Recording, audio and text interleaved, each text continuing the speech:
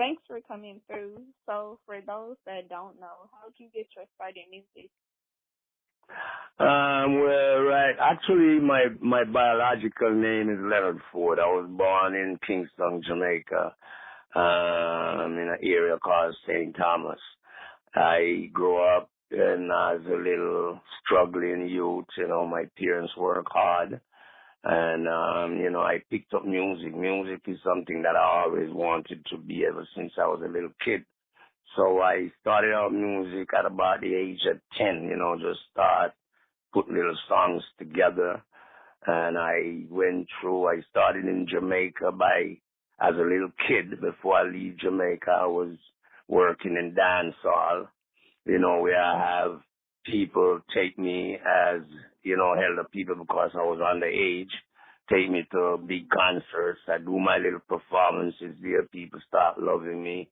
And it inspired me a lot and made me want to work more because I realized that I have the talent. So I put my own persistence in there, and I always persisted with telling my parents that when I get to foreign country in Jamaica, when we said foreign, we mean like Canada, America, England. When you leave the island, we go into foreign. So my mom and dad leave Jamaica and they went to Canada. About a year later, they got me a visa and I got into Canada. When I came to Canada, I still was pursuing my music. I was like about the age of 16 when I get there. I stayed here. I stayed in Canada for about a year and keep doing music, and it was getting better and better. I never had a record yet, though. I never actually record a song by record. So what I did, I had family in New York City, so I leave Canada and migrated myself over to New York City, and where I tried to pursue that again. It was kind of hard because I didn't know too many people there in the industry. It was hard. So what I took it up on myself. And I started going around to all these little clubs that they got little DJs playing. And I have little cassette tapes because it was like cassette tapes those days. So I used to have songs on cassette tapes and I was begging them to play. And one day a producer who owns a label from Jamaica but living in New York, it's called Clay Pot Record. So I did 2 songs for that producer, and ever since I done that 2 songs, those songs were done 1985, and they start getting a little earplay, and I'm loving it, you know what I mean? I just keep loving that because I'm hearing myself on the radio and I'm excited, So wow, I'm playing on the radio, So I'm like, after that, I start getting jobs to work in dance hall, and I'm going from one city to the next, getting little shows, dance hall. I wasn't making too much money, like a couple hundred here, a couple hundred there, you know what I mean? But in those days, it was kind of all right for me, Yeah. I was just looking at the big picture. I would just keep going. Till I did a song 1990. When it get to, I dominated the 80s. I dominated the 80s in dancehall because I become real big. That's when my name was really out there. Louie Rankin was out there. So 1990, I wrote a song from a history that happened in Jamaica, about a gun that they call, we call the gun the Typewriter because the gun was end up in a politics war, and the government wanted to know what kind of gun was that, and the people up in the hill that was firing the gun, they call it the Typewriter. I live lower bottom of the hill, so 1990, I record that song. That's when I did the song called Typewriter that really went viral, you know what I mean? And I did Typewriter. I'm a producer and a CEO from a company in California in Burbank. His name is Jim Snowden. He owns a record label called Mesa Record, which was a distributor for Warner Brothers. Warner Brothers distribute Mesa Record those times. He came to New York City, and there were some people that drove me in a limousine, and somehow he ended up hired that limousine, and I had a cassette in the limousine when he was in that limousine, and the cassette was playing, and he asked the driver, "Who is this guy?" And the driver explained to him, and he asked the driver, "Do you have any contact how we could get in this guy?" And the driver said, "Yes." The driver said, "I got his number." The driver gave him the number. Jim Snowden called me and asked me if I could come to California. He'll pay for tickets. He'll pay all expensive.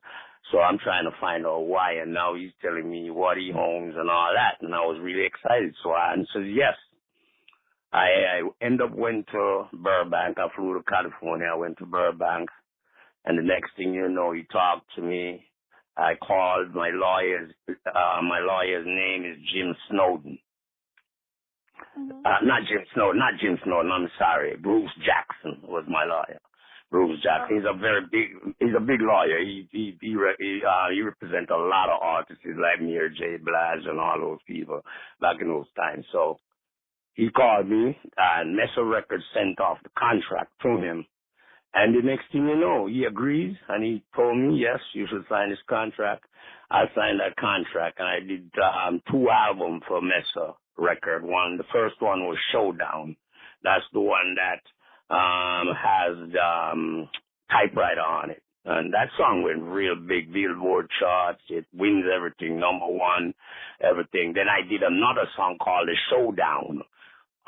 That was the title of the album too, the name of the album. The title song was Showdown. I did that went hit. And then I had another song that I did on that same album called Stretch Out. I had like about 5 hit songs on that album. So I recorded, the next year after that, I recorded, I think that was 1992, 93, I recorded the second album. And that album is called Lethal Weapon. That went really good. So then after that, the movies. Yeah. So Yeah. your movies, if people don't know your music, they definitely know your movies. So how did you get into acting from music? Well, to be honest with you, like, I was blessed because all my contracts that I get and all the major things that happens to me, I never actually shop for it. I never try to market for it. I wanted it because my dream was to become a Hollywood star. So I never actually know how to go about that part. They always come to me. All these people always come to me. Hype Williams came and found me. And Hype Williams says, "I got a role for you, and the role is like Al Pacino in Scarface. You are going to be like the black Al Pacino in this movie. It's called Belly." So when he said that now, he said, "I need you to come down." He came and he found me in Queens. So he wants me to come to Manhattan. The next week, I went to Manhattan. Papers was there ready, lawyers was there, it was signing. Next thing you know, I was the king in the movie, Belly. Yeah. And that's how I make it known to the world that I am the original Jamaican Don Dada. You know, that was the symbolic that I used in that movie. Yeah. Yeah. And he went on. After that, another producer from Miami, his name is Cecil Vera, came looking for me again, said he wants me in this movie and he wants me to play a main role in it. I said, "What is the name of the movie?" He said, Shottas. And that movie, but it got Bob Marley's son in it, Kimani Marley, and a few big star, Paul Campbell, Jamaican actor. And, you know, I was the impact of the movie. You know, my name, when you hear about Shottas, they talk about my character. My character name in that movie was Teddy Brockshot. And so whenever they talk about Shottas, they said Teddy Brockshot. They talk about Belly, they says Ox. Yeah. That's my character in Belly, Ox. Yeah, those are 2 of some of my favorite movies. So thank you. You're welcome. I have another movie out right now. It's on Netflix. It's called The Intent 2.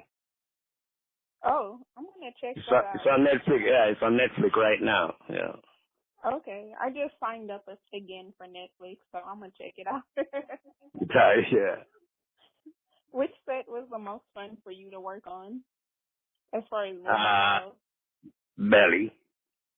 go? Okay. Of course, you know, you got Crazy DMX in it. You got Crazy Method Man. They're all comedians. They made me laugh while we worked. It was fun. I think Belly was like the big thing for me. Yeah, it was a dream come true. You know. Yeah. When it comes to the movie business. Yeah, I feel you on like the opportunities coming to you instead of seeking them out. That is a really huge blessing because that happens to me too. So I just feel blessed as well. Okay. So you mentioned your family moved to Canada. Are you living in Canada now? Yeah, well, Canada is my home. Canada has always been my home. This is where Mom lived. My father passed away a couple of years back, but my sister's brothers, Canada is my home. You know what I mean? And I spend most of my time in America because that's where the opportunity is. You know, it was way more better, more easier, and more happier for me to be. You know, so America is my home also. You know. So. Yeah. Yeah. How would you feel about the Raptors winning this year? Well, I'm the one that promoted them.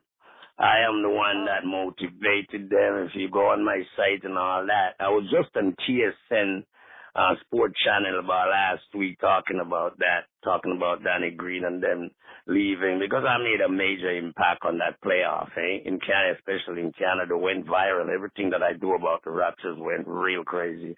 And I changed the name from the Raptors to the Raptors. I call it like a Jamaican style, Raptors. Yeah. That's cool. So you have a new album coming out. Oh, yeah, it's going to be, I'm so excited because I haven't recorded an album in so long and people is pressuring me, say, come on, man, we love you in the dance hall. And a lot of people are working with me right now. They motivate me back in the studio. So I'm working with like Prince Kennedy and then right now they're helping me to promote this album, doing a lot for me. The album is called Return of the Don Dada. It's actually done, almost done. We're just mixing and mastering right now. Okay. When should we expect to hear it? The drop date is going to be soon, but I do not have the exact date yet. But there's a single that I releases to Prince Kennedy. It's called Know What You're Saying. They have that single playing on the radio now. A few radio got it playing right now. So one of the singles. Good. Yeah. It's really good. Yeah. So lastly, is there anything you want your fans to know aside of everything, all the information you gave today? Yeah. Well, it's just that I just want you to just let them know that, look out for the album. I just didn't go on all the way to movies because music is what brought me to movies, and I'm always stick with my music because it's my first love, Mm-hmm. So that's why I had to go back in the studio. I had to.